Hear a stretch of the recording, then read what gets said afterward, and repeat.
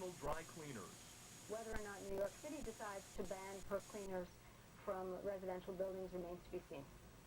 But the rest of the state does, so we do already have a precedent for that. For the dry cleaning industry, those are fighting words. We have an industry to lose, and there's no way we're going to let that happen without a fight. And we think that the danger is highly exaggerated, and the public is not nearly as concerned as some of the radicals, quote-unquote, would like them to be. Oh, hi there. Just chatting about perk. Yeah, Very we're just quiet figuring it out. conversation. That's right. Apparently, You part said that, no, but no. part of the deal is that it's clearly not good for you. No. But you can bring this stuff home on the clothes from the dry cleaner because if there's an excessive amount of chemicals, it's going to smell really strongly. And so one of the things you should do, if you smell an overwhelming odor, just leave it with your dry cleaner, ask them to re-clean the product, and dry it out properly before you take it back. You can request that or insist on it. They're supposed to. Yeah.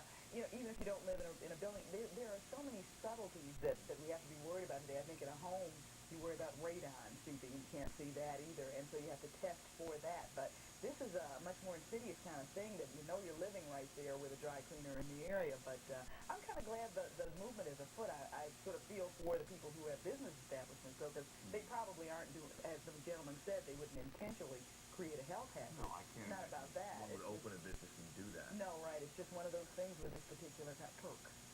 Perk. And we'll learn more about, we're going to have, as Carol said earlier, the guru of dry cleaning in, and we'll learn more about this and how to get the most out of your dry cleaning. So we'll be informed consumers again. Yeah. Absolutely. Something else you should be informed about is how parents can work with schools to help their kids. We'll address that issue when Money, Style, and Power continues.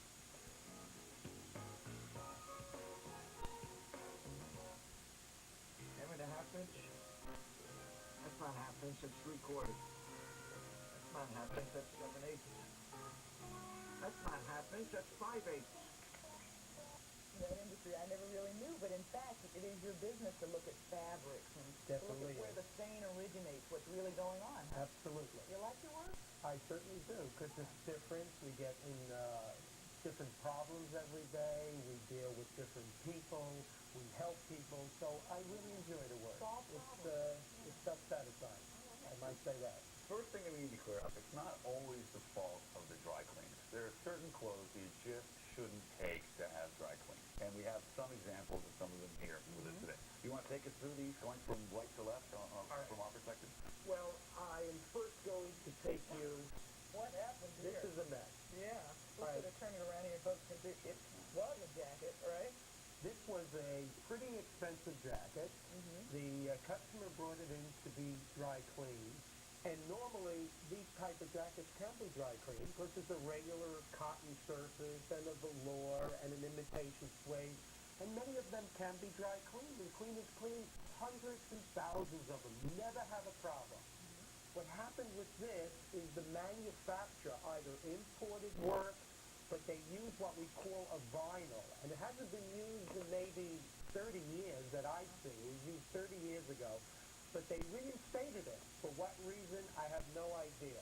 The cleaner cleans it, like he does all imitation suede jackets, and there's a plasticizer, which means there's an oil in the fabric that gives it that supple feel. But it became That came out. Right. Once it came out, the dry cleaner was amazed, the customer was horrified, and sent it in to us. This is now suitable for hanging on your I'm wall telling you, as it's a piece of decorative art. piece. It's not that's- necessarily to be worn again. What a horror that would Oh be. yeah, that is a strictly manufacturing problem, and we're trying to, the customer understands the problem, and at this stage of the game, we're trying to get the customer to bring it back to the store. We will speak to the store and get the customer a refund, because it's strictly a manufacturing You go problem. back to the origin of it. Oh, where the customer purchased it, And absolutely. That thing said dry cleanable, that you should dry clean it. It Unbelievable, originally had a hang tag. It's not on there now, but it originally had a hang tag, dry cleanable. All right,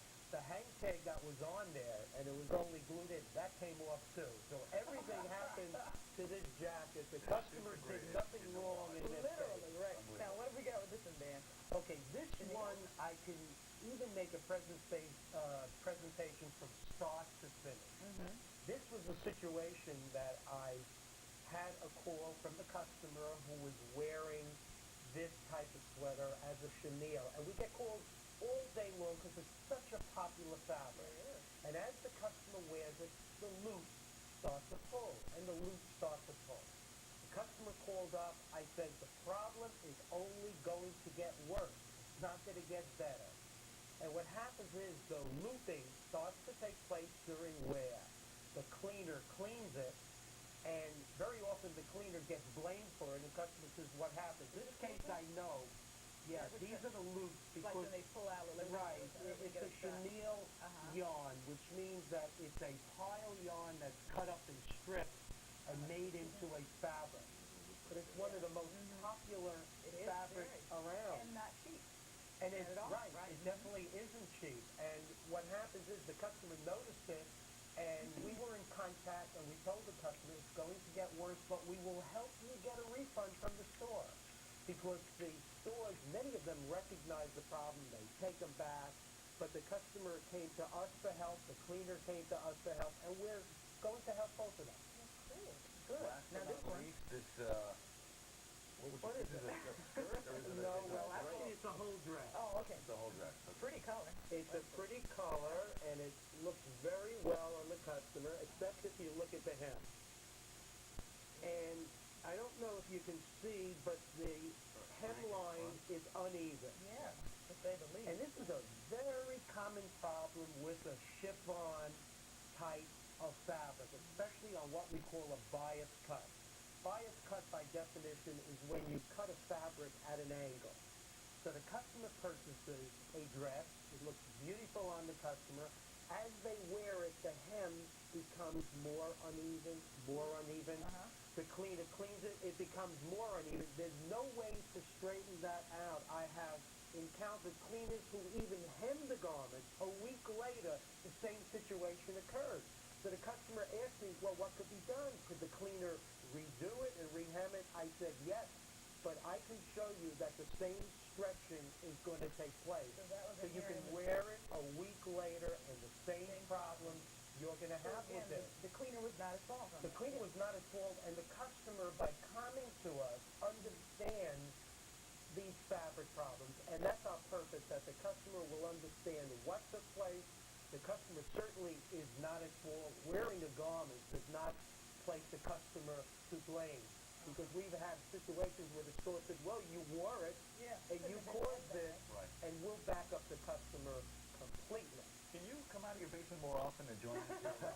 Oh, it's my pleasure.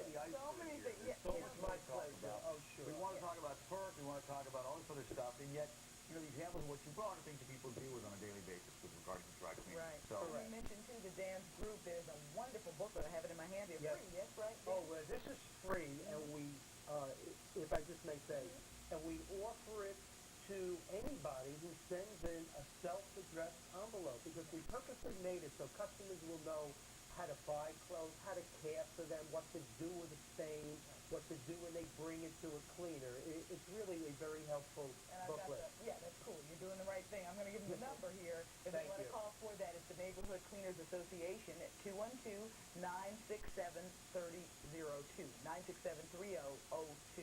And you can get all of Dan Eisen's best advice and a great little booklet in the process. you Thank promise us so you're going to come much. back and see us now.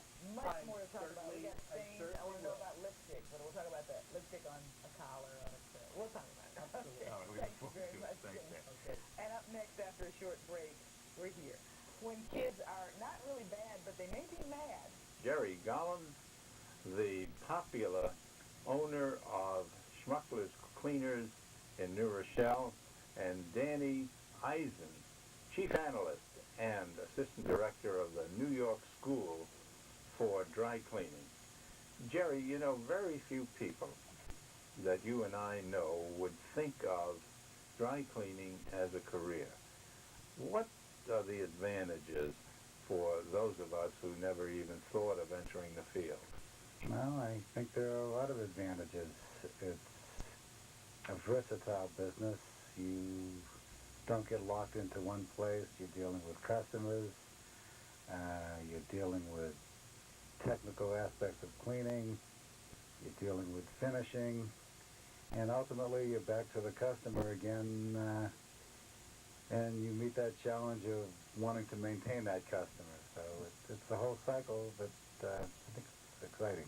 Yeah, that's what ran through my mind. The enthusiasm which you explained, the advantages, seem to indicate that every day is different. It is. In the early stages of the business, you'd start, there'd be a specialist in every area, so to speak. We still deal with specialists, but anybody new that comes in, it now becomes a rounded employee. They know a little bit about everything. They have to be used at every place at different times. Danny, the people who want to enter the dry cleaning business in the New York City area, is the first stop the New York School for dry cleaning? Yes, it usually is, and the stopover is a good thing, because really anybody entering the dry cleaning business doesn't realize the technical aspects and how really involved it really is, because they kind of take a situation that a garment is brought into a cleaner, he puts it in a cleaning machine, and it comes out cleaned and pressed. They don't realize there's the chemical aspect of taking out stains. There's the maintenance of solvent, the maintenance of equipment, the type of equipment and expensive equipment, the managing of a store. It's a very intricate business. It's really not a simple business.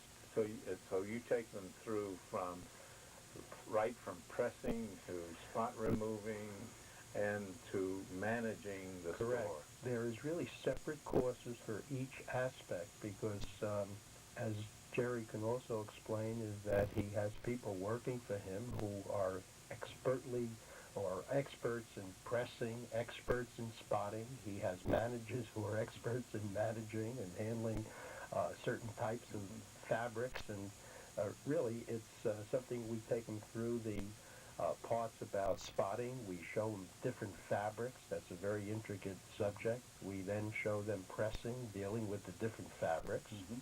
And then the managing of the business, which is another course unto itself. Jerry, I understand you've been working on the same spot for 15 years. What kind of spot removers give you trouble? Well, I guess Danny could back me up on this one. Mustard can be a difficult stain. You have some old oxidized oil stains. But then again, it depends on the fabric it's on and, the limitations you can go to work on it. Now tell me, sometimes in a restaurant somebody will get some gravy or some soup on their tie or on their jacket. What's the thing they should do immediately, if anything? Well, I would say immediately blot it off. One of the things that happens is somebody will spill something on a tie and they'll rub it. And Right. They're on dangerous ground. They're dealing with a very delicate fabric that's cut on a bias or cut on an angle. A lot of times the best bet would just be to blot it off and leave it alone. With cold water? I would leave the water off it, because if it's an oil stain, oil and water are not compatible, and like I say, unless they have some real knowledge for the cost of cleaning a tie, they're better off leaving it to an expert. Well, how about a jacket? Jacket, normally there's a lot more flexibility. You're dealing with a durable fabric. You can blot it. You could use water or a solvent, but again, it depends on the nature of the spill. Mm-hmm. If it's butter or an oily type thing, it won't respond to water. Any of your water bases, your fruit juices, things like that, do respond. So as long as you have a general idea of what's compatible, you're on pretty safe ground on a suit jacket. And most of us don't. I hope most of you don't, for business reasons. Danny, what motivates some of the students that sign up in your school? Well, I think a motivating factor is many of the students are trying to enter into a new line of work. We have many students who are coming in from a line of work that was not profitable for them, or did not have any other monetary values. We have people coming in from the manufacturing business. That was a big surge of people. We had coming in from Wall Street. We had From Wall Street? Yeah, from people changing over, looking to enter into the cleaning business because of the fact that really it is a good business, and many of the management magazines and money magazines really list the cleaning business as a very good and profitable business, and something that has brought a lot of people in.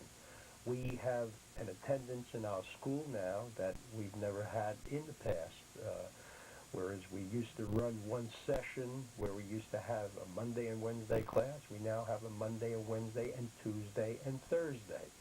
Just about doubled your enrollment? Just about doubled the enrollment, I'd say, in the last 4 or 5 years, because we limit a class size to usually 20, 25 students. We don't like to teach above that because it's very difficult learning. So we split up a class that has 40 students, we'll split it up into 20 and 20, and or 50, 25 and 25, and then make a cutoff.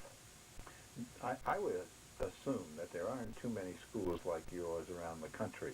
Do you get people who come from other parts of the country, learn the business, or at least take your course, and then go back out to Idaho or somewhere in Georgia and set up shop? That usually happens, and the other aspect of what we do, we travel. Oh, you do? We travel. We have instructors, and I also do some traveling, is we will teach a course in North Carolina or in Tennessee or some other area, aside from also getting people over. So we do travel our courses around. Jerry, you've been in the business long enough to see the change in fabrics. What are the most important changes in terms of suits and coats and dresses? I think we've gotten back to a lot of naturals or natural and synthetic blends now. I think more so than fabric, the change in the industry is the sophistication of the equipment. A good, knowledgeable cleaner will pick up the changes. We are being kept well informed. If I read a bulletin, it describes a fabric that's either new or hasn't been around in 25 years, which happens frequently. It comes back and we forgot the little extra care that you have to put into it. But I think the more concerned is the new sophisticated equipment, the pollution-free type of thing, the new type of regulations you have to comply with, posing a new challenge. How about some people watching the program who might be interested in entering the field will probably say, but gee, it's a smelly business, and I'd rather be free from the smells and from whatever toxic, perhaps some of the chemicals might be toxic. What would you say to that person? Well, I have got over 30 years of my life in the business, and I feel pretty healthy. And I see you paddling on Long Island Sound in your kayak. Well, if I may also add to that, as Jerry says, the new type of equipment that you have, you really don't have solvent fumes which are exposed to air.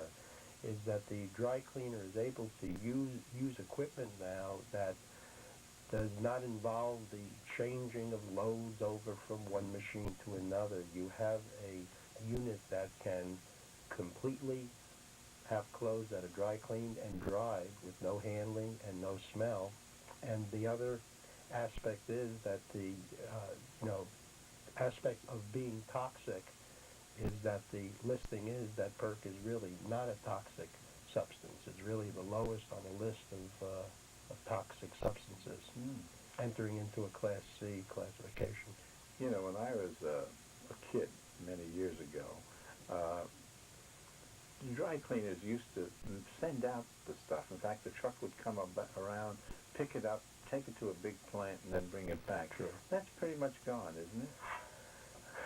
Well, I really don't think that's really gone. There are people that still do that, and It's certainly something that somebody may not have the space for equipment, may not have the money to install equipment, and they do send it out. It's certainly not most people entering it will enter into a store because it's really economically feasible to do it on the premises so you know what's done. Now, you folks presumably have indicated that it's a profitable business, that someone could probably earn, depending on how much effort he puts into it and how skillful he is, between $50,000 and $100,000 a year. Is that outside of the range in this area of most proprietors? I don't like to pick on dollars. I've been through this before. All I can say is I make what I consider to be a comfortable living and maintain my lifestyle. I've known several people that came in the business a lot more recently that wanted to pursue this American dream and have gone far beyond any expectations that I could have. The business is as good as somebody wants to make it. That sounds valid to me, Jerry. How did you fellas get into the business? Dan, let's Well, I'll start. I, at one point, was a store owner. After being an owner for a while, I saw an opportunity with the Neighborhood Cleaners Association to do analysis work on garments, and it just seemed interesting to make a change in my life at that point, which was about 20 years ago.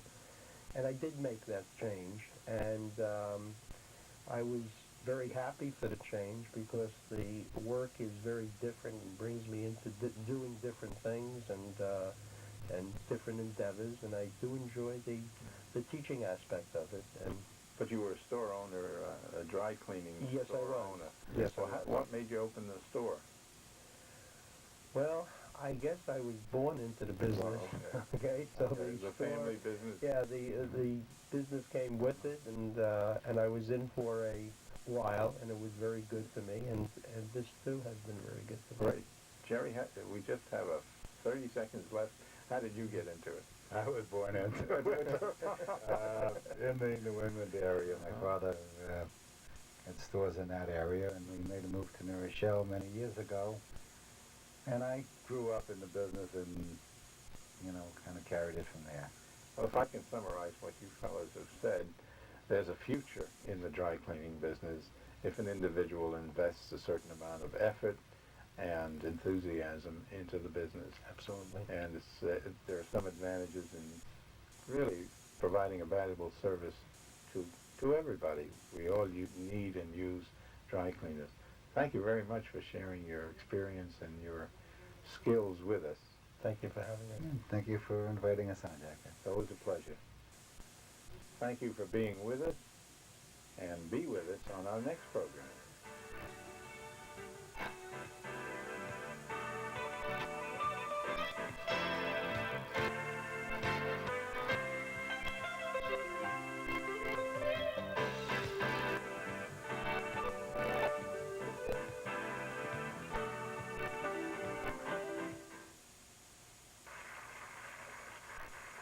You know, there's no more naturally funny place on earth than the streets of New York, and there's no more naturally funny man to visit them with than our man in New York, Robert Clough. College atmosphere. I spent half my life getting an education. I even have an honorary doctorate of humane letters. I don't know what a humane letter is, but if one is sick, I can cure it. New York City is full of great institutions of higher learning like NYU, Yale, Columbia, Fordham, City University. Teach a lot of lofty subjects in those places. Western civilization courses, Greek history, philosophy. But today's job market, there's not an awful lot of call for philosophy. So a whole bunch of little-known but very high-quality schools have sprung up to meet the needs of the day. We use hydrofluoric acid, which we heat up, like the New York School for Dry Cleaning. So why not? Three things in life are inevitable: gas taxes and soap. Ever wonder where your dry cleaning man learned this stuff? If he'd been a philosophy major, you'd have the dirtiest clothes in town. I didn't say how the source is matter? Anything that... I wanted to be prepared for the first day of school, so with a clean hanky, sharpened pencils, and a brand new loose leaf, I sat in on a typical lecture, Staines 104. It's usually a stain that is absorbed. Not coincidentally, these students had the cleanest, neatest clothes I'd ever seen. This didn't make me feel too good about the pizza stain on my tie, stuck out like a wart on Brooke Shields' nose. Keep it a safe distance away so the stain does not set. Now from the lecture to the lab, the practical application of the dry cleaning art, spotting and stain removal. I would suggest that you take it off first.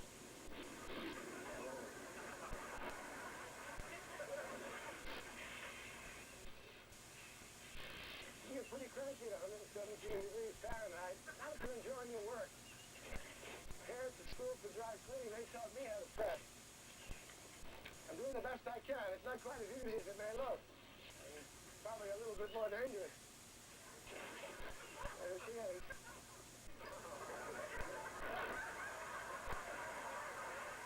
A proud moment, another diploma to hang beside my Doctor of Humane Letters. I feel today like the luckiest man the face of the earth. A lot of people said I wouldn't make it. There's a lot of money to be made in dry cleaning. In order to rake it in and keep track of it, you need a trained cashier. Thus, the Cashier Training Institute, one of New York's Cadence schools, has really started